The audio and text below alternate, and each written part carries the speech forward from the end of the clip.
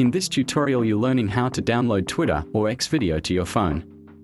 This video contains everything you need to know about how you can download X video onto your phone straightforward.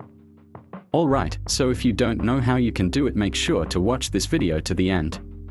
Now the first step you need to do is that open your Twitter application. Make sure you open your Twitter application and go straight to the video you want to download.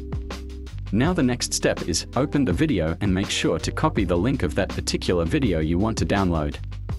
This will help you to choose the particular video you want, then copy the link of that video on Twitter. Then let's move out from Twitter and go to our Chrome. On our Chrome search bar, set for SSS Twitter. Now go to this particular website over there. On the website, make sure to paste the link of the particular video you copied on Twitter. Then click on Download button. That's it. Your video has started downloading. In the few seconds it will be done. Now you have it on your phone. Enjoy. Alright guys, so if this video is helpful, make sure to subscribe to my channel and like this video. See you in my next video. Thank you.